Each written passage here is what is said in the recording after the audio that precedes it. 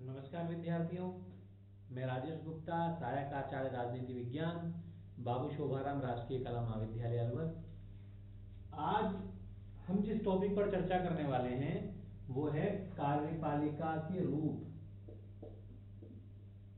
कार्यपालिका के प्रकार कह लीजिए या रूप कह लीजिए।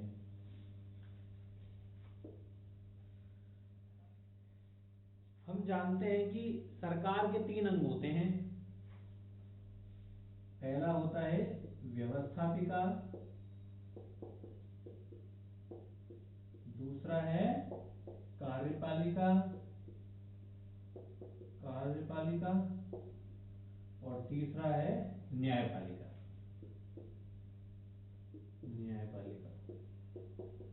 ये सरकार के 3 अंग हैं।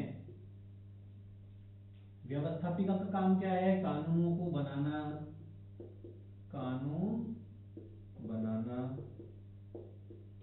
जो कानून बनते हैं उनको क्रियान्वित करना, उनको लागू करना किसका काम है? कार्यपालिका का। कानूनों को लागू करना ये किसका काम है? कार्यपालिका का। और न्यायपालिका का काम है जो कानून बने हैं और जो लागू हुए हैं वो संविधान की मूल भावना के अनुसार हैं अथवा नहीं है, इनकी व्याख्या करना। यदि वो निर्णय गलत हैं, जो व्यवस्थापिका अथवा कार्यपालिका ने जो कानून बनाए हैं, जो लागू किए हैं, यदि वो संविधान की मूल भावना के विरुद्ध हैं तो न्यायपालिका उनको अवैध करार दे सकता है। निर्णयों की व्याख्या करना, और यदि वो निर्णय संविधान की भावना के या मूल अधिकारों के विरुद्ध हैं तो न्यायपालिका उनको अवैध करार दे सकता है। इस प्रकार सरकार के 3 अंग होते हैं: व्यवस्थापिका, कार्यपालिका और न्यायपालिका। व्यवस्थापिका के बारे में मैं पूर्व के वीडियो में आपको बता चुका हूं। अब जो हम जिस बिंदु पर चर्चा करने वाले हैं वो है कार्यपालिका।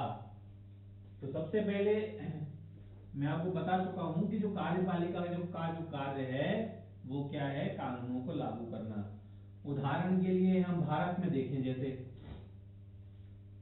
तो भारत में कार्यपालिका में कौन कौन आते हैं? कार्यपालिका में आएंगे राष्ट्रपति। यदि हम केंद्रीय कार्यपालिका की बात करें तो राष्ट्रपति, प्रधानमंत्री और उसकी मंत्रिपरिषद। जब कानून संसद के द्वारा बना दिया जाता है, संसद के द्वारा पारित कर दिया जाता है, तो कानूनों को लागू करना किसके हाथों में है? कार्यपालिका के हाथों में है। जैसे भारत की संसद ने कोई कानून पास कर दिया, बना दिया, फिर वो राष्ट्रपति की अनुमति के पश्चात जाएगा और मंत्रिपरिषद और जो प्रधानमंत्री हैं उनके स्वीकृति के पश्चात और राष्ट्रपति के उस पर लिखित स्वीकृति, लिखित आदेश निकलने के पश्चात वो कानून लागू हो जाता है।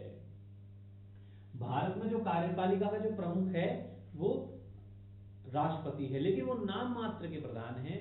राष्ट्रपति जब भी कोई निर्णय लेना होता है उनको, तो प्रधानमंत्री और जो उनकी मंत्रिपरिषद है उसके जो लिखित परामर्श हैं, जो उनकी स्वीकृति है, उसके आधार पर राष्ट्रपति महोदय के द्वारा निर्णय लिया जाता है। तो संसद द्वारा बनाए गए जो कानूनों पर भारत की जो मंत्रिपरिषद है, प्रधानमंत्री और जो उसकी मंत्रिपरिषद है, और उसके पश्चात जो राष्ट्रपति के जो लिखित हस्ताक्षर हो जाते हैं, उन कानूनों पर लिखित स्वीकृति प्राप्त हो जाती है। उसके बाद राष्ट्रपति के आदेश से वो कानून लागू, भारत का संघ राज्य क्षेत्र है उसमें वो कानून लागू हो जाते हैं। इस प्रकार जो कार्यपालिका का कार्य है वो है कानूनों को लागू करना, और संसद का काम है कानूनों को बनाना। तो हमने कार्यपालिका का क्या कार्य है ये तो समझ ही लिया। दुनिया के देशों में कार्यपालिका के अलग अलग रूप देखने को मिलते हैं, अलग अलग प्रकार। जैसे उदाहरण के लिए कार्यपालिका का विभेद कई अलग अलग तरीके से कर सकते हैं। जैसे दुनिया के कई देशों में नाम मात्र एवं वास्तविक कार्यपालिका। ये क्या है ये मैं आपको डिटेल से बताऊंगा अभी। वास्तविक कार्यपालिका का ये देखने को मिलता है कुछ देशों में, जैसे नाम मात्र और वास्तविक दोनों प्रकार की कार्यपालिका देखने को मिलती है, जैसे संसदात्मक शासन व्यवस्था उदाहरण के लिए भारत में। तो जबकि कुछ देशों में केवल एक वास्तविक कार्यपालिका ही होती है, वहां पर नाम मात्र और वास्तविक कार्यपालिका का भेद नहीं होता है। और डिटेल से मैं भी अभी समझाऊंगा।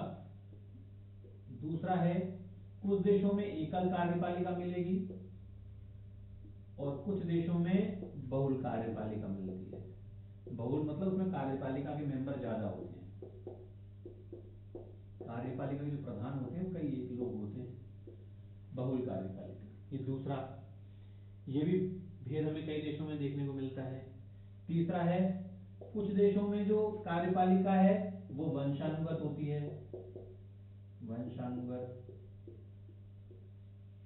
और कुछ देशों में कार्यपालिका है वो निर्वाचित मिलेगी। अधिकतर देशों में तो निर्वाचित ही मिलेगी, कुछ देशों में वो वंशानुगत देखने को मिलती है, जैसे ब्रिटेन में। अभी हम डिटेल से चर्चा करेंगे इन पर। और चौथा है वो है राजनीतिक कार्यपालिका, राजनीतिक एवं स्थायी कार्यपालिका।